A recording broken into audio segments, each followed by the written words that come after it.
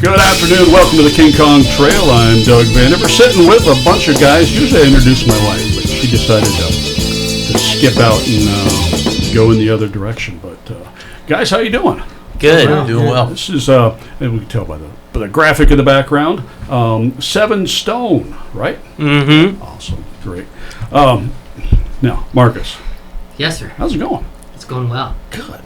Somebody was just asking about the men's ministry that I used to smoke for. Right. And they're like, man, that means, just talking about that. And it's like, well, they don't do that anymore. But, man, it's been a long time. It has been. I think that's probably, I'm going to have you come a little closer. Okay. That's probably the majority of the time that I've spent with you. Right. But I remember being kids with you. Just yeah. So tell me a little bit about, because I think we were probably around the same age, same era, but you were in West Burlington. Right, and I graduated from Danville. Okay. Let's go back to that men's ministry thing in the brisket, because Okay. I messaged you this weekend because we went to Kansas to go watch Nick run, and we ate at Famous Dave's Barbecue, I think it was. Okay. And the brisket was good, but we're eating it. And I told Annie, I was like, your brisket there, it's like the standard. And I don't know how often you cook it anymore, but that's like the gold standard. Hold everything else too. It's There's nothing close. But the funny thing is, I've done competitions, and I'll get second place. And they're like, it's too salty. I don't use salt. I don't know where they're coming up with that. But man, thank you. Yeah. That is a high compliment. Yeah, it was good. There's like something in there that. Yeah. I don't Well, know. in second place in a bunch of competitions isn't too bad. It's pretty good. No, well, true. I haven't done competitions number 2. anymore. Right. Yeah. Number 2's the first loser. Right. So, man, tell me a little bit about yourself. We're just kind of talking. It's like I don't know a whole lot of the musical histories of the people that I bring in, but I do. I remember you from West Burlington. Right. I think when I went, trying to think. I'm going to date myself. It was probably 79, 80. You're dating me too, then. Is when I was in West Burlington. So 5th grade? yes. Is it elementary school? Yeah. Yeah. Well. I think we graduated the same year. Okay. When 89. 89. Yep. Yep. Except I had from West Burlington. I moved out to Seattle and then back, and then ended up going to Burlington. So a little different from that time. All I remember is it was the junior high building where there's housing there now. Right. And there was a teacher had one finger cut off. And she pointed with her middle finger. Right. Shop teacher. No, she was like an English teacher. She or was an something like English that. teacher, right? Shop Yeah, teacher. she was a little harsh. A little bit. I remember getting pointed at a couple times. Mr. Schmeiser, I think. That could be. I think that was right. I might be wrong. But then again, I look at the position I hold. Did you say she pointed at you? Yes. And let's see. She had one finger gone. Right. So, normally you point like this, but, she was like this. I'm like, whoa. So, yeah. That's one of the memories of that school that I remember the most as far as teachers. Right. So. Yeah, she would stick out. Yeah. So tell me about, growing up in West Burlington. Right. And going to school. Tell me about, how did you get into music? My dad played guitar and sang a Okay. lot, and my uncles, they would play in bands and stuff. So Mhm. I never get to see them other than in their houses play guitars and stuff. But Right. I don't know if you know Steve Marshall or not. I hung around him a lot. Him and Eric. Yes. I've started playing the guitar with those guys. I started playing the piano in 2nd grade, but at that time period, if you played the piano, you got made fun of. Mhm. So that didn't last very long. Right. But yeah, playing the guitar with those guys, and that's kind of how I met, most of the musicians around here was through them, like Nick Needler and those kind of guys. So Right. Tony Yell, all those guys. So Mhm. yeah, I started playing the guitar, and I was probably 13 or 14, probably. Right. Little backstage plus, and bouncing on my bicycle right over to Steve's house to play guitars for a while. Yeah. Dave Schwarm, those guys. I remember just jamming around with those Just guys. had him on. Yeah, I see Matter of that. fact, their episode dropped. What today is, the 9th. Yeah, so they're Euphonious, Rude Right. Awakening, and Yeah, that's cool stuff. a whole bunch of other bands. Right. So, all right. So, what's some of your musical influences? I mean, because I every once in a while I'll see a picture of you on Facebook, and your hair's pretty big and long. Right, back then, right, yeah. So, I mean, I remember, like one of the first albums I got was a Heart album with Barracuda on it, and I would have been like 4 or 5 maybe, Mm-hmm. and Neil Diamond, and my dad liked that outlaw country, so, started off with like Don Williams and Conway Twitty and those sort of guys. But as far as obviously Kiss was a huge influence. Like everybody our age, Kiss was like a main influence. Right. Yeah. Then just the '80s stuff started. Then I like Deep Purple, still in the '70s. Kind of into the '80s. And a lot of the bands that nobody would hear, have heard of, like TNT is one of my favorite bands. Yep. And then just, the 80s staples, Skid Row and Dokken and that sort of thing, Rat, those kind of bands. Did you hear that Sebastian Bach, speaking of Skid Row, is going to be fronting Twisted Sister? Right. Yeah, because something medical is going on with him that he can't perform at his peak that he wants to. Is he gonna sing for Twisted Sister and do like Skid Row stuff, or is he just fronting their I band? think, well, for the selective dates that they're doing, is just he's going to be doing Twisted Sister. So Yeah. That'd be interesting. Yeah. Very interesting. Right. So, yeah. Very cool. Now, you want to introduce your kids? Sure. Right. So this is, I have an older one also in Taylor, and he's obviously not here. But he plays the drums, and you've seen him at the graduation. Yep. They play drums together. So, and these are his twin brothers. This is Brett and Nick.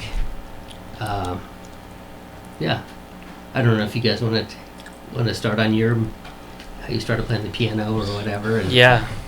So I've been playing music since I was I think the first instrument I started playing was the piano. I think I was 13 when I first started taking lessons. I'd always kind of been interested in music, but I took piano for 2 years, and kind of in that time frame, I picked up the drums and the guitar. The guitar was kind of the main thing because I thought they were cool because you could buy, you can kind of have just one drum set. You can have more stuff, but guitar stuff was cooler to look at for me. Right.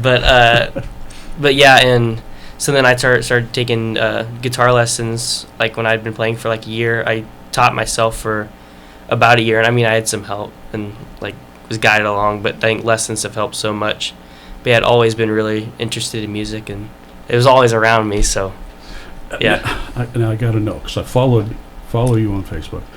Did he build that room downstairs just for you guys to do music? Pretty much, Yeah, that's what basically. the basement, and then the upstairs is the living room. So Nice. yeah. that's a tolerant wife. Yes. Because they're putting the addition on. Yeah. We were just going to put a crawl space in there, and we put a basement in there at the same time. And she's like, yeah, you guys could move all your studio stuff in there. We all literally bow to Annie as we go to practice. We're sorry. We're so sorry. The floor's freaking vibrating. That would be Anyway, nice. sorry. No worries. So I think it was COVID that got you guys. It's they have to have something to do. Right. Yeah. Mhm. I'd probably say right around there. Yeah, because he picked up the guitar first, and then I kind of played the drums. Yeah. And It'd probably be 2020 when we started taking piano lessons, I remember. But Yeah. I didn't really like them at all. So So just a mere 5 years ago, yeah. Yeah. you guys started playing. Mhm. Yeah. That's ridiculous. I hate you. Come on. I'm serious.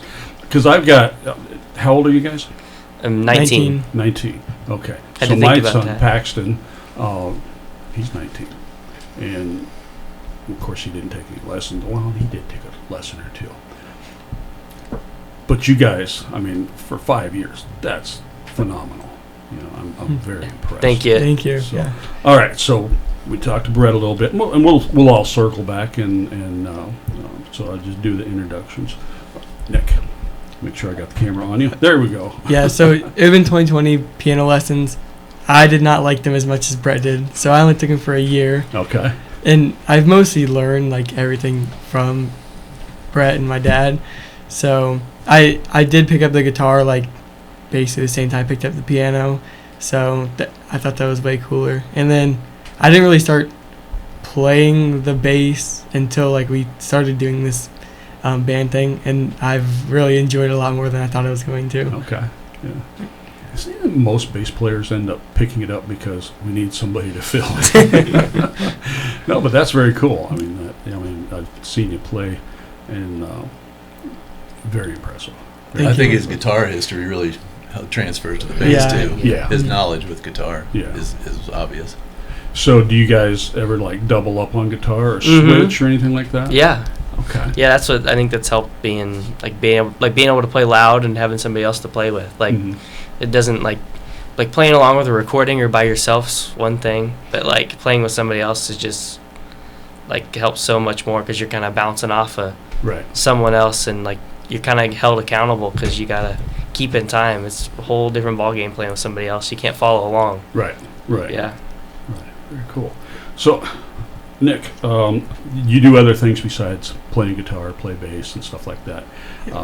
We was at the graduation party, and you got like a stack of medals and things like Mhm. that. Tell me a little bit about that. That's my track and field and cross country history. So like I've done cross country and track since like 7th grade. Now I'm running at SEC, and I feel like I've been able to make a pretty good go at it over there. So it's fun to like I can have that to do, and then I have also a guitar that I can play with it. So Sure. plenty of Just hobbies. play and run at the same time. There you go. It does take a lot of time, though. Yes, it's lots of time. Yeah, my youngest son, he does some cross country stuff, or he did. I don't know if he's going to do it this year, but just the amazing amount of the just forcing yourself to do it sometimes. Yeah. You know, is really cool, and that's awesome. So have you won any? I mean, obviously by the medals, but what are some of your titles that you hold? State championship, indoor 4x8. I have a few like state placements, so top 8. Freshman year, our cross country team got second at state, and I've gone to state all 4 years for both cross country and track. Nice. So, Nice. Mm. Very cool. Very cool. And Andy, Yes, sir. first time I met you. Yes, sir. Nice to meet you. Yeah, same. So tell me a little bit about yourself. Well, if we're going to start back at the piano like everybody else, that's where it friggin' started for me. My Okay. mom forcing me to take piano lessons. Hated pretty much every minute of it. Just sight read everything, or just did everything by ear instead of learning to read music. Mhm. And very quickly was really over piano. Didn't enjoy it much at all. But it was a start in music. And then she was like, "Well, if you hate piano so much, what other instrument do you want to play?" And for whatever reason, drums struck me at the time. And then I got a little drum set for Christmas and was off and running with that. Really enjoyed it and started taking drum lessons for quite a while in Massachusetts, and then back in raised in San Diego. Ended up back in San Diego taking lessons out there quite a I don't know, maybe 4 years, 5 years, and then found some old stereo equipment on the curb that somebody had dumped and wrestled at home and set it all up. And my brother had a bunch of records, and one of them was a Kiss record, and that was the end for me. As soon as I heard that stuff, I was like, well, that's what I want to do. So Kiss, I got to ask you, Peter Criss, Eric Carr, or Eric Singer? I liked Eric Singer quite a bit myself. Okay, yeah, Very good drummer. yeah. I just wish he wouldn't have put the makeup on. But he was, and they You have to. You're in Kiss. You have to. We had 3 guys with makeup. Yeah. Well, I'm all right. I wish that they would. I won't do it. Somebody else in a different makeup, like Eric Carr. He did the Fox or whatever. So Right. Just Create a different character Yeah, or something. yeah. But that's just me. Yeah, but That stuff was really, really fun to play along with, and led me at one of them when I left San Diego. I was 17 and joined a band immediately when I moved to Des Moines, playing in a southern rock band. A lot of fun, 38 Special, stuff like that. Sure. and playing a lot of parties and stuff, and really enjoyed that a ton. And then moved down to Burlington, and it wasn't too long before I met the guys from Rude Awakening, and we kind of put something together, and then ended up with Mark and stuff, and just. So, hearing a little bit of your story, you ain't from around here. No, sir. So I heard a couple, Massachusetts, Yeah. California. Yeah, my parents Des Moines, moved around quite a bit, Okay. and settled down in Burlington because I love the hunting and fishing around here, and really took on to that. So Nice. didn't want to live anywhere else. Nice. So tell me about your musical history. I mean, different bands you played in locally. Yeah, just like I said, joined Rude Awakening, or we kind of, I can't remember if we changed the name of it right away or not, but joined Dave Schwarm and those guys, and Okay. played with them for a little while, and then kind of transitioned into 2 or 3 different bands, I think, after that. Fool's Okay. Paradise, and I can't remember what else, but So was the Rude Awakening, was that that was before they recorded that record? That you I think did? it was after. It was after. I think Okay. so. Okay. All right. I'm trying to think. I think they had. Right, I Jerry think Darnell was singing. And Right, I think I was a senior maybe when I met you. Yeah, I might have maybe something like maybe a that. junior. But they had already done their So record. Dave, right? Yeah, They'd they already done some stuff. Yeah, Okay. yeah. With Scott Jager and stuff. I think that when we started, it was me and Mark and Scott Jager and Dave Dave, Schwarm, yeah. and was that it? And Or then something? Brian Kipp. Yeah, Brian Kipp was Yeah. with us for a little while. I'm not sure if he plays anymore or not. Okay. A lot of fun, and started playing, and ended up doing some travel and doing it and stuff as that band went through transitions. Okay. So where have you traveled? I mean, this is what I always want to find out from musicians. Where have they gone? Where's the best place they've played? Or Yeah. the coolest? And then Right. a weird touring story. I need to know those. Probably better keep some. Yeah, that sounds really scary. We're both married by this time. It's not going to go well. It'll be where's something. the I'll make up something stage? about food. Yeah, so we played out east quite a bit. Mark, you can help me with this, like Battle Creek, Michigan, and Yeah, Indiana, Paducah, and Kentucky, Michigan, and just right. a lot of stuff in Michigan and a lot of stuff in Indiana, Indianapolis and stuff like that. And, Okay. best place we ever played, I think, maybe Mark would agree with me, the backstage was pretty freaking sweet. Yeah, that was cool.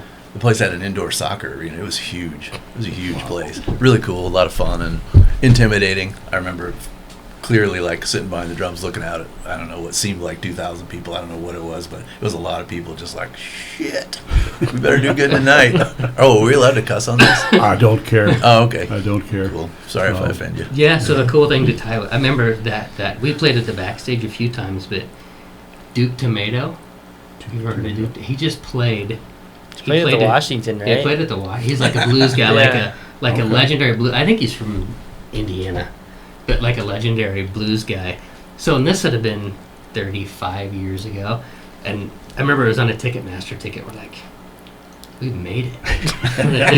But I remember like backstage with Duke Tomato, and he's like, I'm playing first because I'm old, and then I'm going home. And so, I mean, most of the people were there to see him. They really didn't. Some people knew who we were, and that was good. And because I think the first time we went through there, I was struggling a little bit. So We were just all we got nervous. back There was a there, lot right. of people to play in front of in a big venue in a big city, and it was a little intimidating at first, Right. you know. yeah, but I remember like Duke Tomato, like we had to be in like a separate room off to the side because he got the main room and we were off to the side, and we're like warming up, like going, hey, what songs we gonna play? Because we wanted to play for like an hour that night instead of 3. But I remember Duke Tomato going, all right, one more, and then we're going to let these guys from Fool's Paradise come out here. And the whole place went completely nuts. I'm like, they don't know who we are. But that sure feels good. Totally. Yeah, it's always nice to hear people yelling for you. You really Right. don't know who you are, right? Right. And you're like, oh, man, I got to go out and do good now. But, yeah, the adrenaline was pumping. I remember. That was a cool place. Yeah. And the funny story, the only funny story I can think of is remember when we played Battle Creek, Michigan, Whoa. stay. What was the I don't remember. I can't remember the name of the club, but anyway, the place we stay, they have a band house back in The that day. Gangplank. Yeah, the I don't know why Gangplank, that that's just it. came to me. Yeah, the Gangplank, really fine establishment. But anyway, they had a band house like a lot of the places did back then, where you could stay for nothing while you were playing there for the week. And we got to the band house, and we're all checking out, and I was like, "Yep." Walked in, I was like, "Yep." No lock on the front door whatsoever. Like, we're not in Kansas anymore now. Right, no curtain on the bathroom, Yeah. no door on the bathroom, nothing on the shower. Yeah, you couldn't carry back then, so didn't have a gun on any of us or anything for any kind of protection. Just go to sleep with an open door Mm. in a rough, pretty rough. Right, hear the mice Place. sneeze at night. Yeah, yeah. Things running in the house all night, just like what's going on. And I we might have played there twice, but I remember like I think it was a Friday or Saturday night. We're getting ready. We were like, we really didn't want to play because it wasn't like the coolest place in the world. But we're like starting to play and everything goes boom. All the lights go down. We're like, we were just talking about not wanting to play, and all the lights are out. Right. And some guy had hit the electrical pole out in front. Do you remember that? Yeah. And like the power went out. We didn't play that. That might have been the last night we were going to be there. So we were there for a while and just packed up. Wow. Can't play good hard rock without electricity. This is probably before the unplugged Right. Yeah. popularity. Wasn't gonna happen. And we didn't have Brett. Brett could do Yeah. stuff like that really good, but I can yell loud too. So I think I just seen on Instagram, you guys, you were doing a Led Zeppelin. mhm. Oh my gosh, what was that? I listen to it all the time. Those two, both of them, with the mandolin and the I going to think- California. Yes, Yeah. it's California. So that was you playing acoustic? No, he Oh, did yeah, both I of record them. both parts. Oh, Yeah. Okay, that's what I was, Oh I was yeah, saying. because you were busy. You couldn't. Yeah. Sorry. Yeah, so that's cool. Yeah, thank you. That's very cool. Like I said, I can't even see. I think I've figured out the common denominator of why you guys are good and why I suck is because piano lessons. I never had it, Oh yeah. and honestly, I I swear to you, piano never did one thing for me except hurt my brain and my fingers. It was terrible. I did not enjoy it at all. okay. You're not missing anything on the piano. No, but I've always wanted to learn how to play the Hammond organ really good. A B3. Mhm. I had a C3 at one time. Oh, it was nice. But then I sold it and went out to Washington and had a vacation with my family. If you can probably play one of those, you can probably name your price with whatever band you want to play Yes. in. Yeah. Yes. Matter of fact, when I sold the organ, I went out and bought the digital version. So now it's leaning up against the wall in my bedroom. I need a bigger house. If I could convince my wife to let me dig a basement, that would be so cool. I have a mini excavator. We could do it for you. Oh, okay. That's what he did. He dug the basement for the studio. Mhm. You did that yourself. I dug the hole. Okay. I didn't pour the concrete. All that stuff. That stuff's expensive. The concrete these days. Right. It is. I've always wanted to take my garage where it is because I've got no parking, as you guys see, and push it all the way to the back of the lot. And that way I'd have a long driveway. But then somebody told me what the price of concrete is, and it's like, yeah, people are just going to have to walk. Right. So, yeah. Well, man, tell me about, what is it like playing in a band with your dad? Is it something you grew up thinking, man, I'm going to play, do rock and roll with my dad? No, I think it's really, really cool. I don't think it's like, I don't think of it corn, because I think people say like, oh, I don't want to play with my parents or something Mhm. like that. But I think it's super duper cool, especially because he's good. So Yeah. Mhm. yeah, but yeah, I think it's a really, really good time, especially being able to play with family and people I've known for a really, really long time, and that like we're close, so we got like a good connection, so we always know we're not going to let each other down. So Right. yeah. And they've been there, done that, so they know all the ropes already, so they can just show us everything. Right. We know what was going on in 1972. We have no idea what's going on now. So here's a sidebar too. That's their uncle. Okay. Mhm. Yeah, So- I was there the day these guys were born. I was married to Marcus's sister at that time, Okay. and just always been really really love them and protective of them. Very cool. Very cool. So, when do you guys have any plans on going anywhere, outside the area, kind of?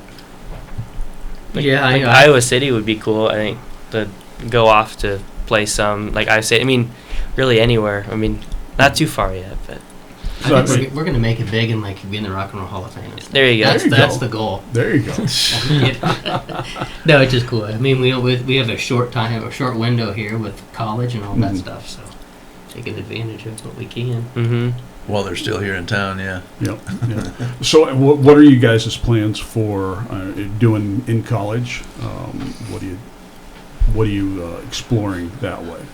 Yeah, so I'm like getting my associates in science right now, and I'm hopefully like gonna go like for something like with biology and medicine or something like that. But yeah, so I got one more year after this year, and then going up to Iowa City. But yeah, I'll still be around. So. Okay. So are you at SCC? Yeah. Also? Yeah. Currently, I'm at SEC right now. Yeah. Very cool. Very cool.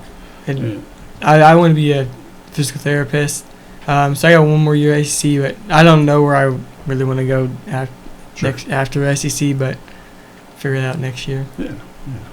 I mean, would Iowa City be do they have a good physical therapy program? Yeah, they do. They have all good medicine up there. So, Okay. yeah.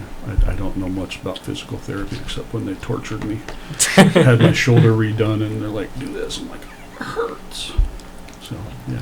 Well, Wherever very it cool. is, has to be close enough that we can continue to jam. There you go. You're right. Meet in the middle and play some club or something. There you go. So you guys, you've played. Let's go down the list of where you guys played.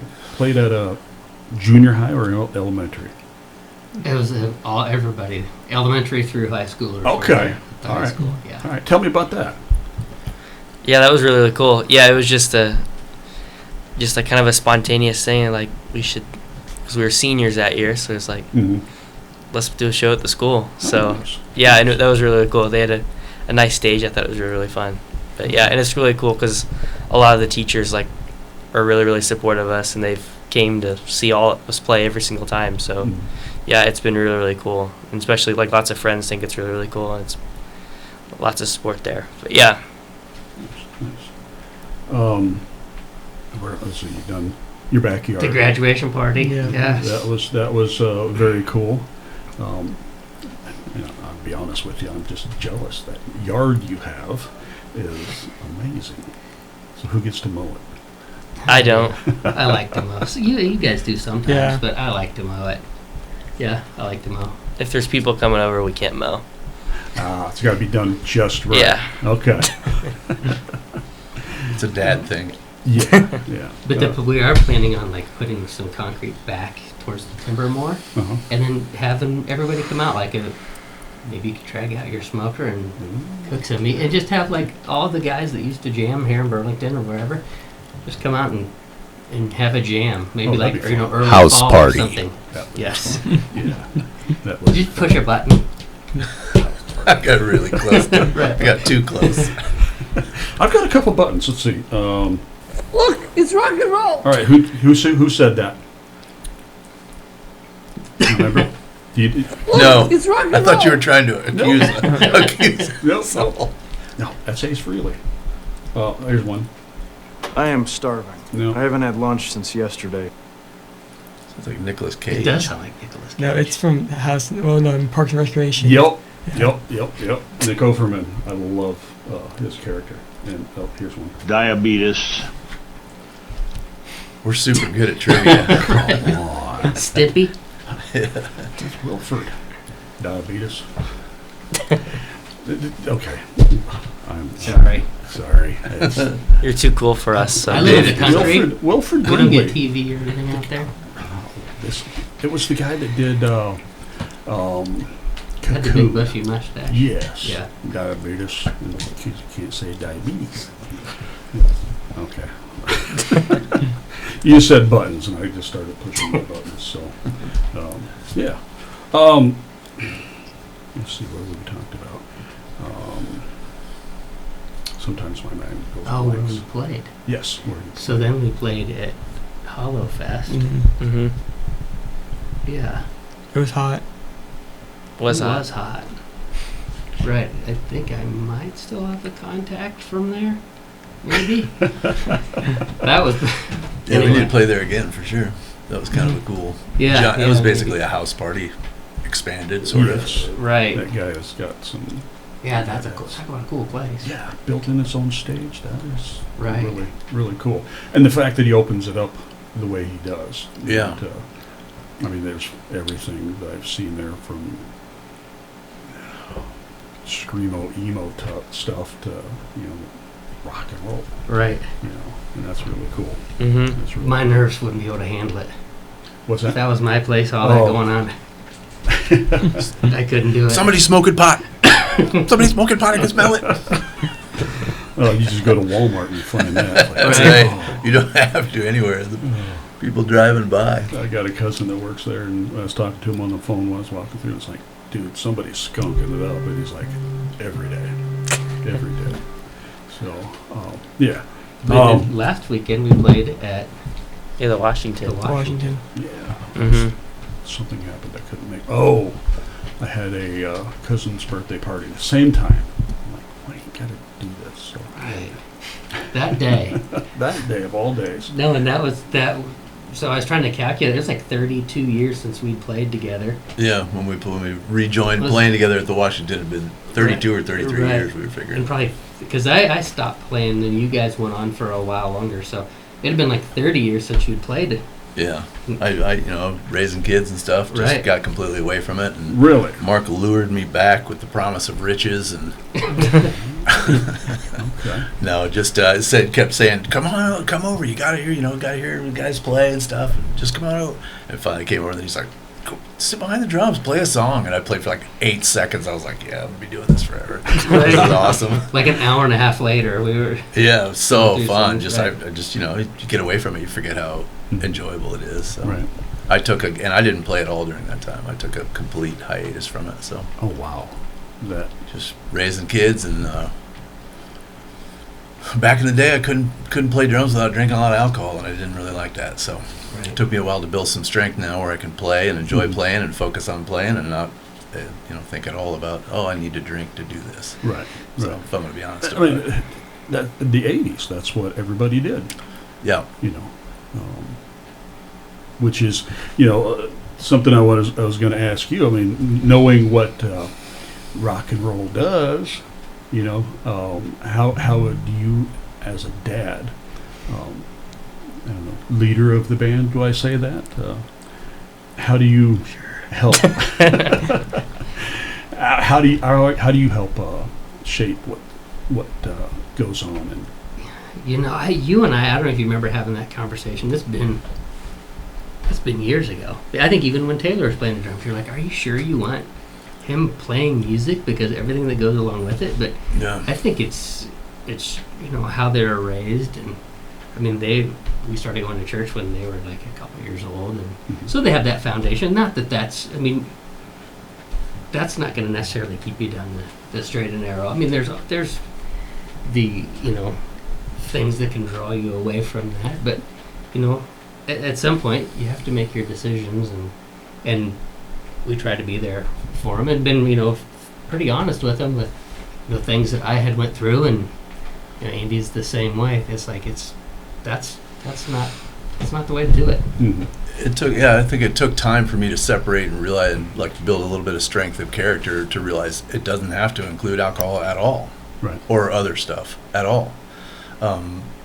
You look at bands like Rush and stuff. People that just didn't party, they just really focused on the music, and I'd say that's very much us. We're just all super focused on the music. I couldn't care less about really anything except the music and playing it as well as we can and making it sound the way that makes things resonate in me, where I'm like, that was it right there. You see, a lot of times we're at practice still, I'm just like, oh, that was it, man. That really felt right and felt good. And that doesn't have to include any of the rest of that stuff. That was the culture at that time, and I Right. fell firmly into it and did my thing or whatever with it. But it just isn't part of what we're doing, and I really love that.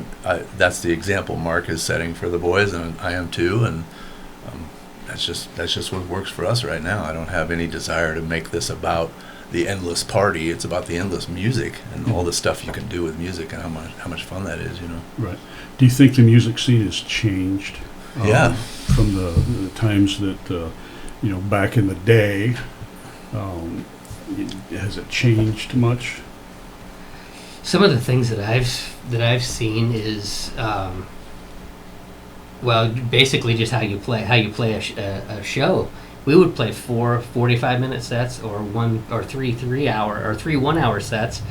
Now there'll be 3 or 4 bands that'll play for 45 minutes for a night, or a band will go play for an hour and a half and be done. It's before we would start at 9 or 10 o'clock, be done at 2. In Indiana, we'd be done at 3 in the morning, and people wanted to party the whole time and then keep going afterwards. And now it's like you go out and you see a band play, they're done at 10:30, and it was like, hey, great, let's go home. And it was. I think it was such an alcohol culture. It was just alcohol driven, the entire thing. I mean, everybody was just beer, beer, beer, beer, beer, beer, beer, beer, beer. Everybody in the crowd. And when I saw you guys play at Hollowfest, I came out. Ray was still drumming with you. I came out to watch. I didn't see anybody walking around with a beer. Everybody's just walking around doing their thing. I think I could smell in the air. There's other stuff going on, but that's a kind of different animal a little bit. When you're talking about alcohol-driven culture, you get the drunker you get, the more you want to. I want to ride a 4-wheeler. Let's go, freaking! People just going crazy, wanting to do crazy stuff, and it's the culture. That culture is just kind of gone from what I can see. I just don't see that real alcohol-driven culture thing happening. Yeah, I sit there and think about. Back in the 80s when I was in high school, my first time playing somewhere was at the Woodshed, and we got a 15-minute spot before speed limit 80, and, I think I was 14, 15 years old. We got drunk. Right. Because that's what that's what everybody does, and Woodshed sold. Right. Sold it to underage, and you don't see that anymore. I mean, you would go from partying in Burlington, close down the bars at 2, and then go across to Illinois. There ain't nothing in Illinois anymore. Right. There used to be Sam's and stuff like that. So, I think if that alcohol culture thing was still going on, there would be stuff over there in Illinois, but people just don't hardly do it anymore. Right. I can't tell you exactly why, but I'm not sure. Maybe the cell phone thing has something to do with people just getting some of their entertainment guys. from What's it or wrong something. with your gym? Yeah, why don't you drink? What the hell's wrong with you? Well, okay, let's not even drinking. I don't find very many musicians you guys' age. Do you know why? I mean, has something happened culturally where it just? I think like the big influence of music, because the 80s, 90s, 70s, because now it's like pop and like hip hop and stuff's kind of the top genre, and I think now that rock and roll was the big thing since Elvis till the 90s. I think the 90s kind of tapered off of that with some of that stuff, with some electronic music and stuff like that. I think it's because it's not at the front anymore. I think there's still people, but just it's not as promoted as it used to be. So yeah, I don't think there are contracts. I still feel I just remember that feeling in my life was like Napoleon Dynamite's when I was young. There was nothing to do. You were sitting there playing with sand. It was like Tina, eat your food. Just freaking it was ridiculous. Lord, there was nothing to do. And so you picked up instruments because you out of flat boredom, or at least I did. I mean, it was something really fun to do when I got home. I just put on the Kiss record and just be jamming because there was nothing else to do. Right. You didn't have any money. There was nothing to do. And nowadays, all the kids got these. Right. Their entertainment's coming through this stuff. I think that's my theory because I was just deathly bored and learned drums because I was so bored. I was like, oh, this is fun. I enjoy it. Makes me feel good. Right. You're like, I heard chicks like drummers. Oh yeah, sure. That was always part of the drive. Being a cool band, would grow my hair out to 2 inches. Put the sand away. Yeah. What was your first drum set? Ludwig, gold sparkle Ludwigs. Okay. They were pretty cool. What'd you have to do to get it? I got them for Christmas, so Nice. it was just a really cool gift from my parents. I remember the first bass I bought was from piano to organ. I got my first paycheck from detasseling. Oh, yeah. Oh my gosh. Yeah. I don't even think they do that anymore. I don't think so. I think it's all chemical, whatever. So it's weird. But yeah, I marched down, cashed my paycheck, and went and bought my first bass, and came home, and Grandma was like, "What are you doing?" Turn that crap down. Well, you know, my first amplifier was a 8-track stereo with a car speaker. Oh yeah. I don't know what we did to change things around for that 8-track stereo to be a little amplifier for that and plug it in. That was weird. I've got a similar story to that. Mine was a Sears Ghetto Blaster, Uh-huh. what we call that, right? Yeah. And it had RCAs on the side. Went up to Radio Shack and got the right and left RCA into a 1/4-inch jack, and I plugged my guitar into that. Nice. And I remember I cut the speaker grills out of it, and because I remember hearing the Kinks, to get distortion, they cut the cones. Okay. So I cut the speaker grills out and I cut the cones, and I thought, still sounds the same. That was ruined now. You can't say ghetto anymore. Oh, You no. can hear. I mean, I don't know. Maybe Housing challenged, or whatever it is now. Oh gosh, this one sucks. Let's see. A boom. You got a button for that?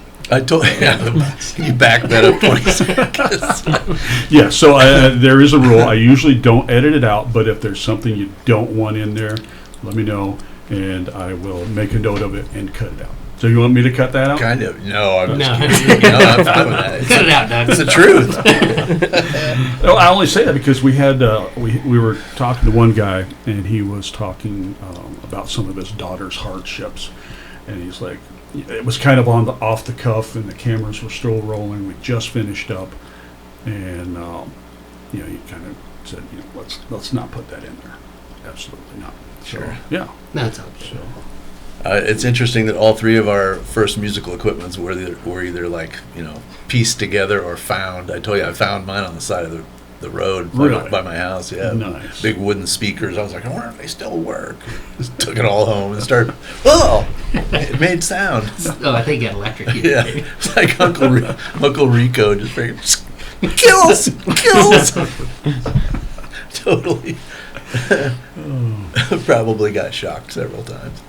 all right. So now I want to hear the different stories. Your first instruments.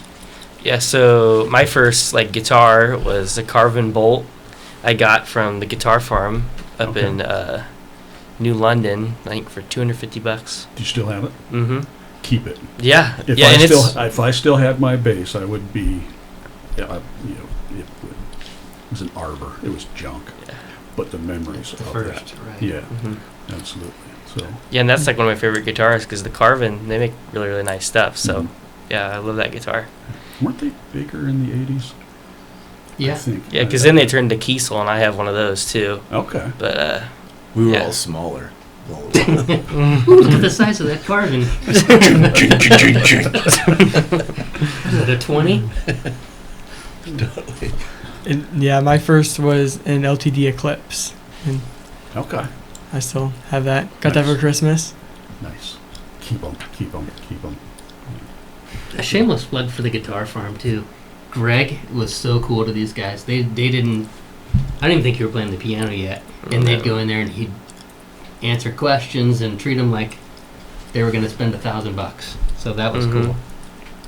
We need Probably saw their We need passion for guys some like music that. or whatnot. And just right. they had something. Yeah, like I said, you don't see young kids, you know, with the hunger for music. So you know, when you find it, you know, to probably just foster it as all you can. So. hmm Yeah. Tell me about the band. Tell me about what's your sound. That's a good question. Yeah, I'd probably say the biggest influence is probably like the '90s rock, like Alice in Chains and stuff. I wouldn't necessarily completely say grunge. I wouldn't exclude it, but Mhm. I'd say like a mix between like we kind of skip over the '80s. A big thing. I like '80s music, but it's not. I like the '70s and the '90s. Sure. Like Rainbow, and then, like Rainbow's like my favorite band. Like Richie Blackmore, he's Okay. like my favorite guitar player. But yeah, I'd say Alice in Chains is the big one. Stone Temple Pilots, Black Sabbath. But yeah, like So that who stuff. puts together the ideas for what songs you're gonna start doing? We kind of all throw them. Yeah. I'd say, yeah. Yeah, and because I'm not 21 anymore, it's a little harder for me to sing some of this stuff. I mean, trying to get back there, but these guys are like, "Hey, let's do this song with guy's saying? I'm like, you're gonna kill me. So like, right. I said, pick a bunch of songs, and I'll go through and go, that one would be a good one, I think, and that would be a good one. But yeah, I think, initially, like you, I think I said I think a bunch of times there. At the Washington, we played like 5 Alice in Chains songs. We really had no plans on playing there, but the guitar player from Yodi, I apologize, I forget his name, cool guy. He asked us to play, and it's like, all right, we need to play for 45 minutes. What are 9 or 10 songs that we feel so? And at that point, we're just trying to gel together. So like these Alice in Chains songs just come together really well. It's good practice for harmonies and stuff like that. So, but I we're picking up like some more like Bush and Tantric. And Yeah. I think, I mean, all of us, I think, want everybody to have a nice say in some of their songs that they love to hear or play or whatever else. So we're always pulling on these two to, hey, you guys chime in too. What song do you like? And make sure everybody gets some good creative freedom with that. And I think all 4 of us are super excited about writing original stuff. We're just not quite there yet as far as we want to make sure we've got a good cover show that we can play different places and enjoy that aspect of it. But I'm super excited about writing stuff with these guys and coming up with our own stuff. But we're just a relatively new band, really. If one person says no, I don't want to do that, we won't do it. Yeah. Okay. We've established that if anybody can veto a song at any time. If you don't like it, just say so. There's thousands of songs out there that are great, and you don't want to have a show where you're going into the show.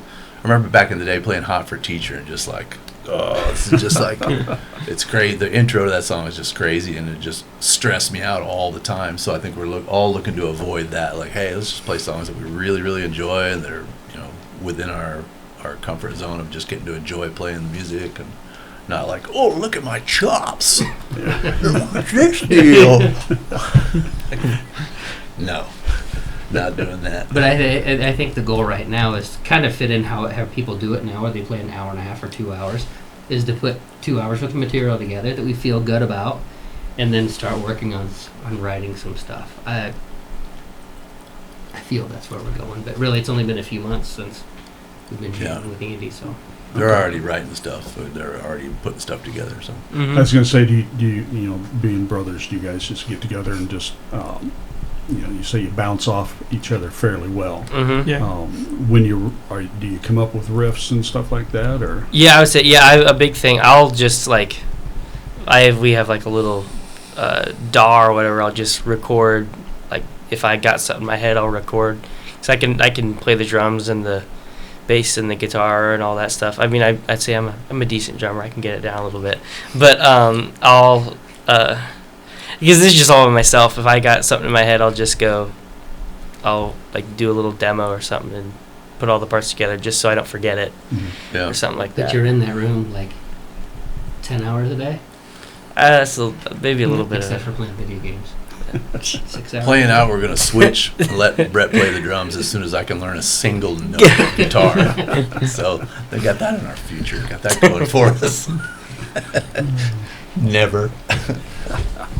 Mark plays drums too. You do too, don't you, Nick? Yeah, I think all 3 of them do. I don't know why they allow me in the room, to be honest with you. Oh, you gotta have a good drummer. You said something about church. So do you guys play at church? Mm-hmm. Yeah. Okay. Yeah. Darn. They probably. Darn. Yeah. I only say darn because we are looking for drummers. I need a good drummer. We have they play through Ableton. I don't know if you guys, being in the church, do you guys do backtracks and the Yeah, clicks yeah, we and have, stuff like yeah. that? So it's probably very similar, but ours is when the drummer's not there. Click and there it goes. You're in Weaver? Yes. Yeah. Yeah. Very cool. Very cool. Yeah, it is. That's my dog crying. It's not. I thought it was wheezing. It's just I don't have little kids, trapped in the back. Right. It's my dog. She's a butthole. Somebody's under this floor.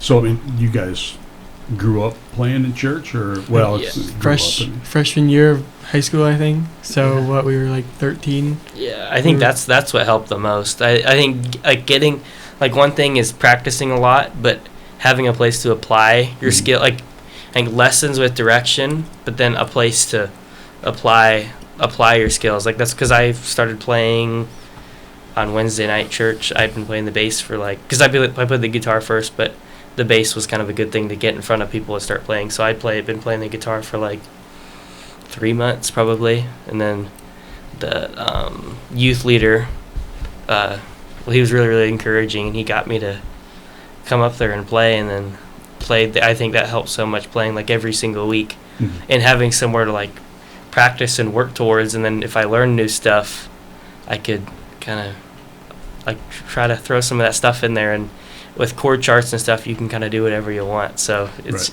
kind of throwing in whatever you want. It's been so awesome to do I think that. there's something that changes immediately when you hear hundreds of people screaming after you finish a song. Oh! Yeah. It's not just, I just don't enjoy this. All these other people do. That really changes you for sure. That's a different feeling. Like, I was 17 in that band I joined in Des Moines, and when we finished our first song, all these people are yelling. I was like, what?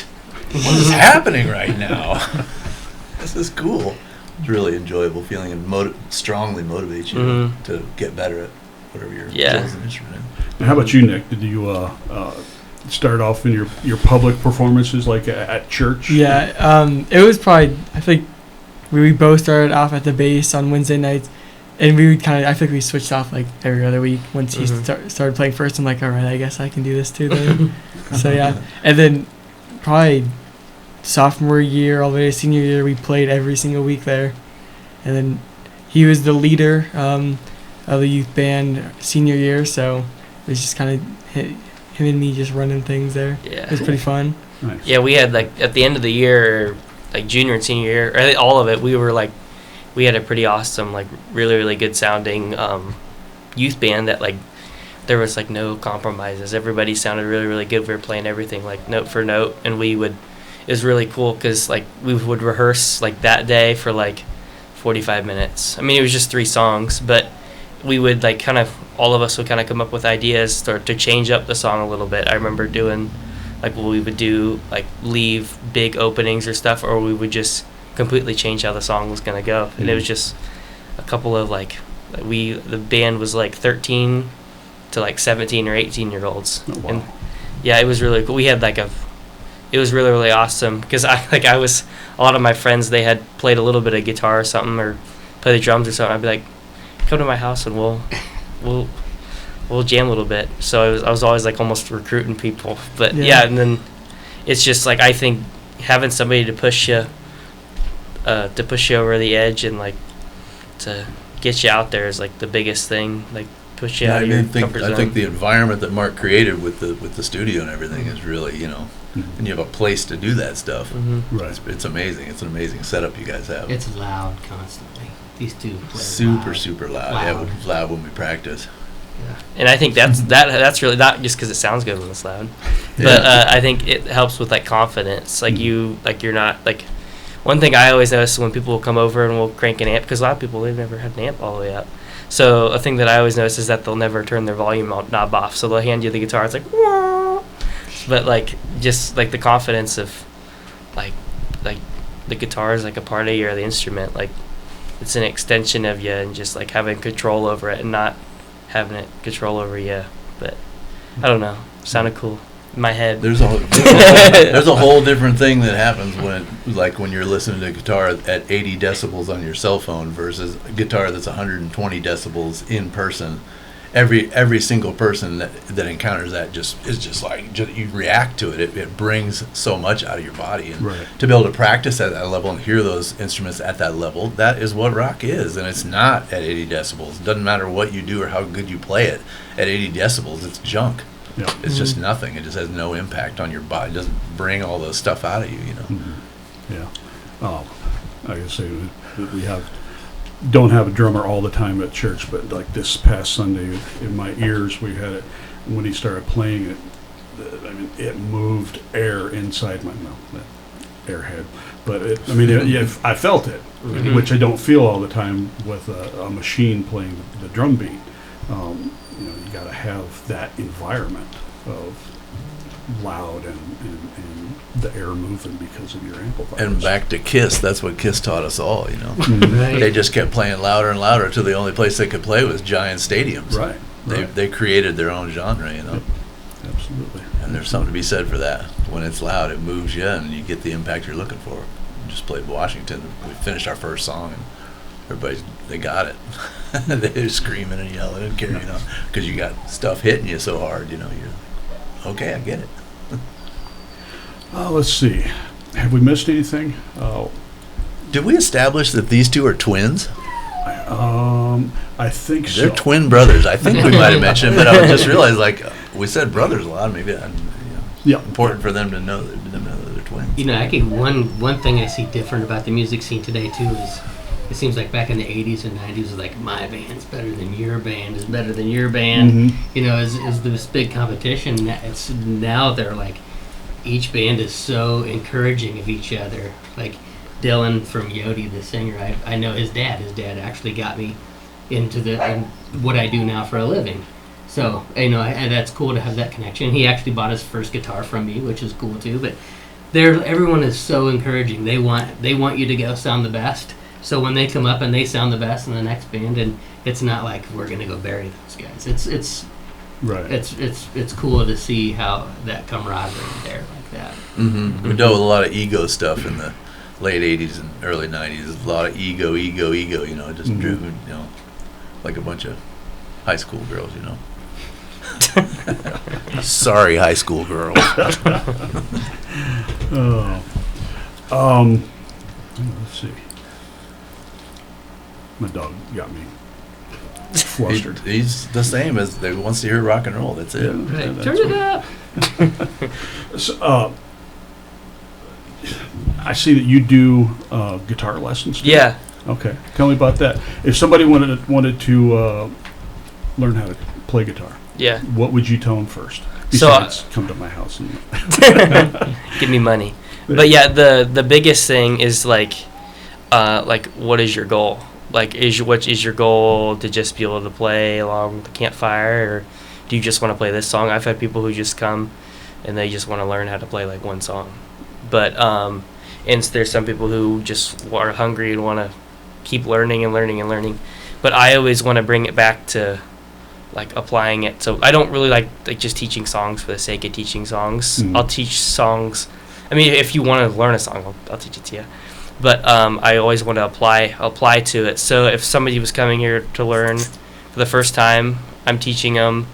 I'm starting in the key of G, and we're gonna pick a song that they like in the key of G. So, like the first chord, I'll teach with cowboy chords first, because that's like the bass. And if you can play some of those chords, like especially all the chords in G, if you got a capo, you can play whatever you want. Mm-hmm. And that's like a big bass starting.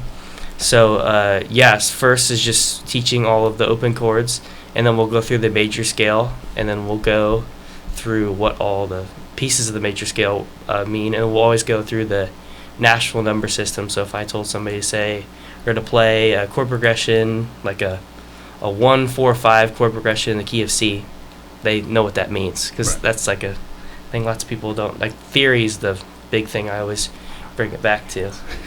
But, What is he talking about? The drummer's sitting over here. If it was me, I'd be like, I hit my hi-hat hard, and then sometimes I hit it harder. G.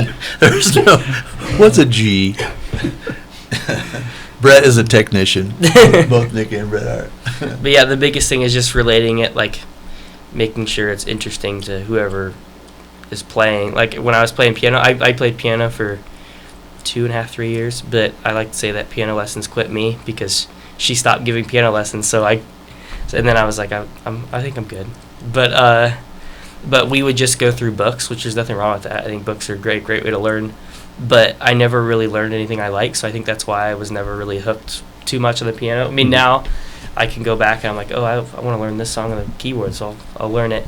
But yeah, always keeping it engaging with material that people like. And like, because you can teach the same thing if you're learning classical music, you can teach the same ideas with Kiss or stuff like that. Mm-hmm. But yeah, just always making sure that the material's interesting and keeps you hooked. But yeah. Very Yeah. cool. Very cool. Yeah. have we think of anything else you want to talk about? Anything else? You got any shows coming up? Not that I'm aware of. But yeah, we need to start looking into that again. We got invited back to the Washington to headline, right? Yeah, so I we should talked- go back I there talked and to do Dave that about for that, sure. yeah. That was a good sounding room. I really like how it sounded in Right. there. I've seen Mhm. quite a few good shows down there. Oh Yeah, yeah, very it's cool. so It's a awesome. good what he sounding does room, there. and Yeah. it was Dave, right? He's Yeah, super Dave, supportive yeah. guy and single-handedly creating a music scene here in Burlington. Oh Kind of. yeah. I mean, So- he's everything from back to the blues room. Is that what they Mhm. call Oh it? yeah, I think so. Him or him and his dad. I mean, they're both huge, in this town. Right. So, Mhm. a lot of local musicians, give props to Dave down there. Mhm. Right. Yeah, hopefully once we get a few more songs put together, we can start looking at playing places because we have our own PA and we have our own lights. We just bought it all, so that we're gonna have it. Because I don't want we want to go out and if we're going to play somewhere, we want it to sound good. So Right. we Yeah, bought- we a bought little bit lot more of about nice control, equipment. making sure that we sound good and super loud like we like, and nobody else has control of that. We went through that back in the day. We got fired from several jobs because we just wouldn't turn down. Right. Oh, you need to turn it down. Yeah, 110 decibel. My snare drum's 125. So what are you talking about? This goes to 11. Right. We were talking about. We were telling Brett during like, is it going to be loud enough that even if they turn the PA down, we'll still be raging. That's what that music needs to be heard at, to have the impact that we want to have. And if you don't have that, then what do you have? I don't think anything, You Right. that's the main thing. Is we want to impact people and have them feel the same way about a song that we do. Yeah. I mean, where it moves us and like, dang, that sounded, that was good or whatever. Now let's talk. I was just thinking because I've seen a band. Where are they up here? Georgia Thunderbolts. I've seen them down at the Washington. I was really surprised that they were, but they played down at the Washington, and I always like to go up and look at the guys, the boards. What's the bass player playing through? What is just plugged in or whatever, and what's the guitar player playing through? The guitar player blew my mind. He had a tuner and something else. I can't remember exactly what it was. That's it. Mm-hmm. None of the digital and none of the Yeah. that kind of stuff. So, and what kind of stuff are you guys running through? So I think mine's like I kind of like my pedal board. If I wouldn't, I could just have two pedals, or like not including a tuner. But I mean, I have a delay, a reverb, which the reverb and a tremolo it's a combination, which I do use the tremolo to get some cool effects on stuff. But yeah, and then I have two overdrives and a fuzz and a wah, and that's it. But yeah, I get Just most. Yeah, yeah, just like those. 11 things. But paddleball game. That's all. yeah, the biggest thing is is the amp. That's where most of the sound is. What is it? I have Marshalls all the way. Gotta have Marshall. But yeah, They plugged in a 100-watt Marshall head the other day when I was there when I was getting ready to leave. And Mark's like, I don't care, crank that thing. Brett nailed it. I swear, like my heart was beating out of rhythm for an hour afterwards. It was Nice. awesomely loud. Nice. It was really, it sounded fantastic. mhm. So I played through Tim Danner's old rig. His old Marshall half stack. It's a 78 JMP. Yours is a 79 9. Yeah. JMP. Yeah, mine's older. And Nick just stepped up to a monster system. I can't describe it, but you can. No, I can't. I didn't. It's like 8/10, or no, it's 10/8 or something. No, What- you got it right. 810? Yeah. Mhm. It's that It's ambient monstrously cabinet. loud bass cabinet. You got a beautiful Spectre bass. It's Yeah. awesome. Mhm. I bet that moves some air when you start. Yes, it pumping. does. Nice. It'll just scare you. Yeah, so there's no digital. I mean, digital is nice and It's a tool. it 100% it is right but Yeah, if you want a quiet stage or if you're playing somewhere small. But we're lugging the stuff around. yeah, I think to me it's worth it for the look too. I think it looks Yeah. cool. Oh yeah. Interesting story about my drums. I had them all this time. I never got rid of them. So I had a set of GMS drums that I bought back in the day that I really spent some money on, and loved them, white with black lugs. Just really happy with that drum set. And I could never bring myself to sell them or get rid of them all this time. I moved to Montana for a little bit and moved back and moved those things all over the country in the road cases still. And there was periods of 5 years where I didn't even open the road cases Oh, wow. to look at them or whatever, but One of busted these those days out. I'm gonna use these things. Yeah. Give these to my son. Like, I don't know. I just knew, like, just don't sell them just for whatever reason. I had no suspicion that I would get back into a band exactly. Right. But then recently started going through them, replaced all the hardware with stainless hardware, new heads on them, and ceramic coated them. And so super proud of those drums. Really happy to be playing them still, and they sound good. I'm real happy with them. They're loud. They bother the fellas. No bother Did here. they tell you to get the rock sticks and get Right. a little quiet? Right. More cowbell. Use these fiberglass sticks. Yeah. Mallets. But super happy to have them still, and outfitted them with some Zildjian A customs, and really happy with the drum sound at the moment. Best and loudest drums I've ever played. Those pasties back in the day were nice, but they were really fragile. Like, broke them all the time. And Right. the pasty signature series sound amazing, but they're really brittle. Which probably be expensive to replace. Yeah. One smack. I remember that many times. One smack. Oh, I just cracked it. I made nothing this week. That's a $400 cymbal. I made nothing this week. That would be horrible. Yeah. I would cry. I blew pieces out of them things at times. Really? Like a 1.5 inch by 1.5 inch piece, just pew, see it fly across the street. Get it, bud. That's not good. And what do you play through? What I mean, are you just singing? Do you? No, I'm starting to play the guitar more too. I was just singing there for a while just to kind of get back into the groove of it again. Mhm. So yeah, so I have Tim Daner's old 78 JMP, but then I started building like an 80s rack. So I bought like an 80 AMP1, and I have a Lexicon multi-effect like delay and reverb unit. Mhm. An old Carver power amp. does he But mean? yeah, it's cool. It's like an old 80s. What's that? I said, what does he mean? Teasing you. And I teach songs in the key of G. Right. The percussionist doesn't understand. Right. I can't hear anyway. I don't even know what you're saying. Yeah, we prefer the term percussionist over drummer. Right. Sounds fancy. I'm trying to think of it. What musician says that drummers are not musicians? All of them. I can't remember. Yeah, that's the Every running musician. joke. All right. No, that's a joke. No, he's Ask super Tim. musical. I'll tell you what. Go to Munt Piano and Organ in Burlington, Iowa, and ask Tim. That guy has more jokes about drummers and bass players and everything. It's hilarious. Right. That guy's got him queued up just in his mind, ready to go.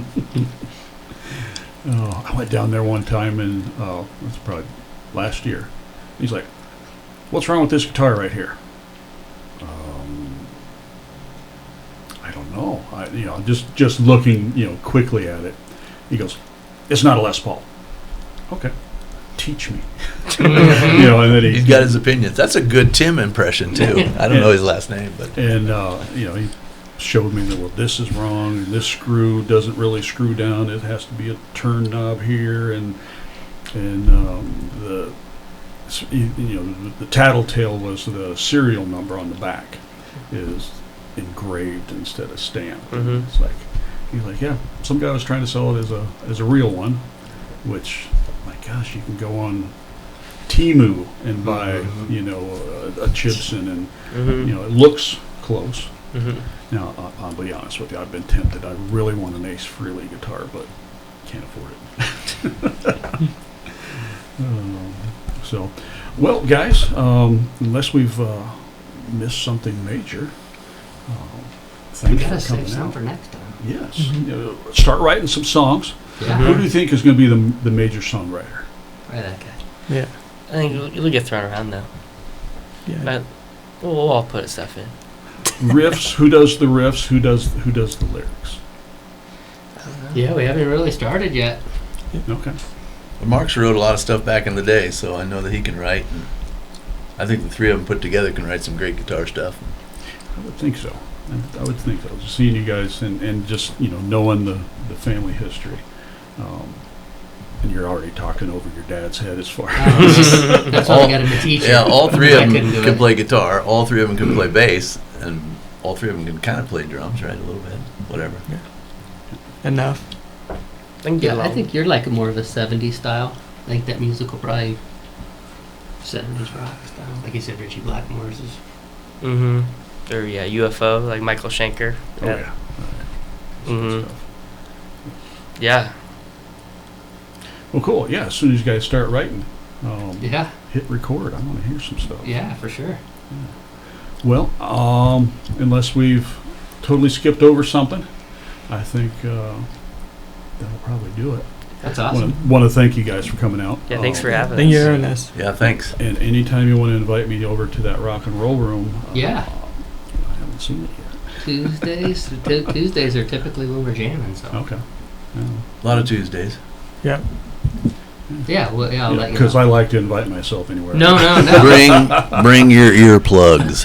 No, we're like, people want to come and listen? But yeah, no, that'd be awesome. There's a couch down there.